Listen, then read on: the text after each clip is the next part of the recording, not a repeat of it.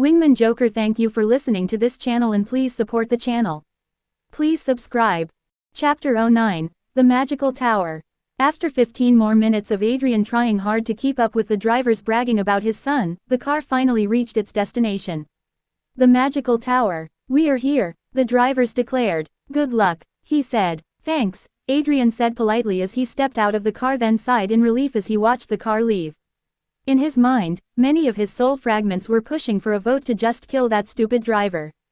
Thankfully, his control over his soul had been greatly enhanced during this week, so nothing happened, but it was a close call. Adrian shook his head and looked around. Right now, he was standing at a grand square below the high white marble twisty building that went up for more than 150 stories. It looked like a branch of a large oak tree and ended with a long spiral that was meant to capture celestial mana for the magical reactor on the top floor. The Magical Tower. Such towers existed all around the world in major cities. Their public purpose was to serve as a base for magicians and to cast a mana shield around the cities to protect them from magical monsters that might roam outside. Although the shields were not 100% efficient, together with the existence of guardian magicians, who worked for the council, were enough to exterminate anything that might sneak in. Their true purpose was something else entirely though. Each tower, although officially belonged to the Magic Council, truly belonged to a different world power, and the city of which the tower protected was the de facto property of the family who operated it. Although this world contained quite a few countries and kingdoms that officially ran the normal people's everyday life, in truth the world was divided between the old families and powers that controlled the magic. Looking down again, Adrian sighed as he watched the sea of people queuing to enter the tower's grand gate and the myriad knights and guards who ran around to keep things in order. It was very messy. Knights were just like magicians who had circuits, expert that their circuits were not made using mana threads, but engraved on their bodies using different techniques to help the mana strengthen their skin and muscles and maybe give them some supernatural abilities. They were like super soldiers who protected the magicians and did their bidding. Although being one of them sounded fun, it was very hard, as the circuit engraving technique was a very dangerous and painful process. Most of those knights came from one of two origins, either from ancient knights' families who had their own special physique and legacy, or from slaves and poor people who had no other choice but to get drafted in the different training programs that the powers and the Magic Council ran. Ignoring them, Adrian continued to look around to find a way inside. In front of the tower, he could see 3 queues of people in line. The first one was full of children with their parents. They were here to test their talent for the first time. Those ones have already gone through a yearly screening to search for those with an aptitude for magic and were here to finalize the process. The second queue was for those who came to test for their magical license after completing their second and third circles. This test was usually done every 6 months. The third was for higher magicians who came to test for higher circles or some other purpose. The queue there only had 15 people on it. This test was administered once every 3 years. Adrian didn't go to any of them but headed straight to a side decorated door. "Kid, you better go in line and not make any trouble," one rude guard blocked his path and said as soon as he attempted to enter.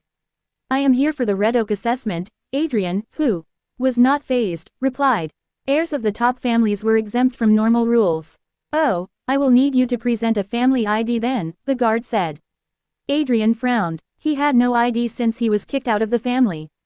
Was this guard making things hard on purpose? "I have no ID for private reasons, but I have an important appointment with the Tower Master." "You can check with his secretary." Adrian decided to keep cool.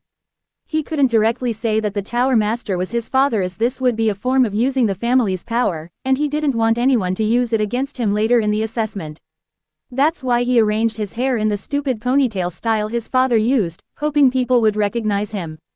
"Sorry, I can't do that. Feel free to access through the common door and request an appointment through the reception office," the guard said nonchalantly. Adrian frowned. Was someone messing with him on purpose?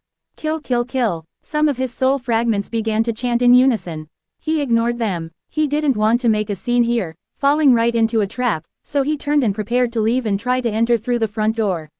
It was not worth the trouble. This guard was just a lowly first-level knight, and he might have been instructed to rough up Adrian a bit. Thankfully, he came early because he wanted to have a word with his father before the assessment to set things up. So at the moment, he had time to go find another entrance. "Wait," Adrian stopped after noticing an old man who just arrived and stood behind him. He seemed to be waiting for him to finish with the guard to present his credentials and enter. This guy was a high-ranking magician. Adrian quickly formulated a plan. I only wanted to meet my father though, he said in a loud voice as if he was getting emotional. What if I step on a piece of shit on the way there? Adrian asked in a strange voice. He was using a martial arts trick to talk without using his lips, transferring the voice only in the direction of the guard and infusing a certain part with mana. A piece of shit, the guard asked, not noticing that he was enchanted to repeat that phrase. I don't care, just stop blocking the door, he added rudely, noticing the old magician who was behind Adrian. Adrian didn't leave, but clenching his fist, he turned to face the guard who fell right into his trap. Do you know who my father is? Adrian asked in a hurt, angry voice. After his banishment, he was forbidden from saying that Arthur Red Oak was his father, and this was the purpose of this entire play if it was not just a coincidence that the guard was not informed. It was to make him say his father's name and then punish him, making his position in the assessment even weaker. Should I know? The guard asked in an ambiguous response, not denying or confirming. But from the way he slightly flinched, Adrian could clearly tell that he clearly knew who his father was. Yes, you should. Why did you curse at him, calling him a piece of shit then? Adrian said, I will make sure to report this to the Tower Master. Many here will be witnesses. He added, implementing the keyword. The Tower Master. What do you mean? I never said that. The guards quickly got agitated. Slandering the Tower Master was a grave crime for someone like him who came from humble origins. Uncle, didn't you hear him? Adrian turned to the old magician who clearly heard everything and asked. That's right, you shouldn't be cursing at someone's father, young man, the old magician told the guard with a frown. The quality of guards these days seemed to have deteriorated. Ah, lies, I didn't, I would never dare curse at the Tower Master. The guard sweated. So you know my father after all?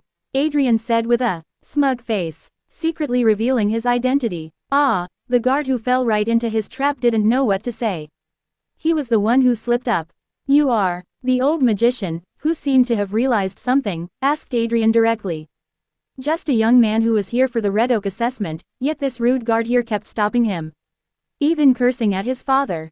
Adrian explained, making the magician confirm what was going on. Magicians, especially high-ranking ones, were not a stupid bunch at all. I never, the guard began to explain. Don't worry, I will report this to the highest authorities in the tower, the old magician interrupted, looking with disgust at the guard who still didn't get what happened. Please do, Adrian said in a hurt voice, then turned to leave. Where are you going? The old magician asked. To line up, obviously, hopefully, I will not be late for my assessment because some guard kept cursing at my father. Adrian spat. No need, you can enter by accompanying me. The magician said. You can't. The guard, who wanted to keep up with his mission regardless, didn't continue as the magician took out a golden badge. A 7th-ranked magician. He had the right to enter the tower with whoever he deemed suitable. Of course, Adrian had realized the magician's rank the moment he laid eyes on him. It was trivial for him to feel the energy of others. Something that he honed in one of the most dangerous magical worlds he was in, where power meant everything. Using this old magician was a gamble, but Adrian had nothing to lose. Many big men wanted to curry favor with his father, so as he expected, the magician jumped right in. But, the guards who seemed to have been ordered to stop Adrian by some big shot didn't know what to do. He already insulted Adrian, and if he couldn't complete his mission, that guy might not help him. Bastard, you keep cursing at my father. Now calling him a butt. Adrian flared again. I am not cursing. The guard flared. You were cursing. I don't think he was cursing at your father with that. The old magician chuckled, stopping Adrian. But don't worry, I will make sure to report everything he said to the disciplinary committee. He added as he grabbed Adrian and walked him in, totally ignoring the guard who no longer had an excuse to make trouble. Ellipsis. Inside the tower, Adrian thanked the old magician, then hurried through the highly decorated, brightly lit marbled hall toward the reception desk. He was not afraid they would make a scene here, as this was his father's domain. Well, it would be really stupid if they did stop him. Really stupid. Ellipsis. I am sorry, without an appointment you can't meet the Tower Master, the young woman at the reception office began to explain to the frowning Adrian after he asked her about his father's office. He had never been here before. I already said that he is expecting me, Adrian said coldly, watching the receptionist make a secret gesture to one of the guards as she spoke. This bitch was a second-degree magician, how could she be this stupid? As I said, even if you belong to some big family, your name is not on today's appointment list.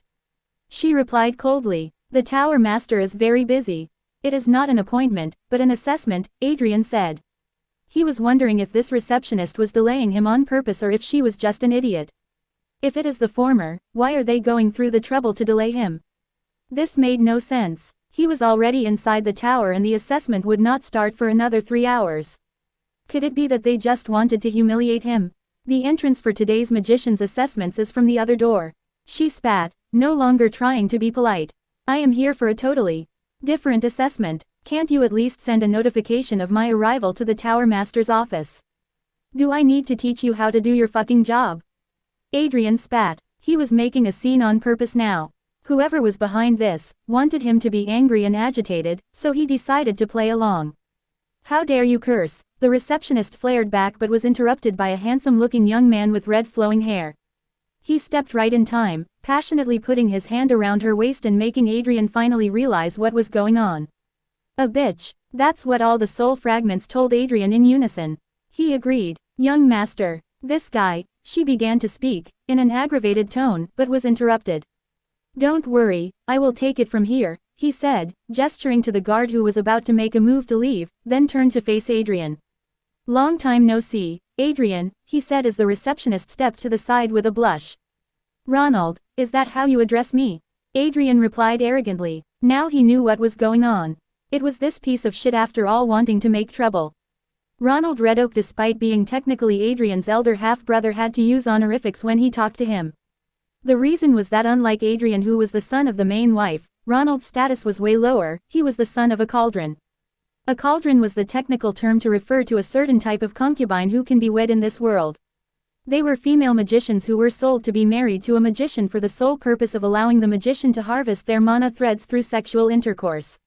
Such a relationship might have been deemed barbaric in some of the worlds Adrian was in, but in this world it was important. Using a cauldron would allow a magician to grow stronger rapidly without needing to waste his time converting mana or taking pills that have adverse effects.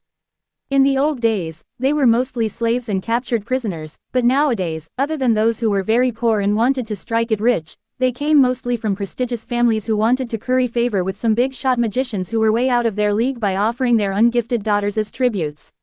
Despite this system having many demerits and some people really abusing it, it was normally not that bad for the cauldrons. As in exchange for the magical power they provided, they were set for a stable life in addition to the many benefits for their families.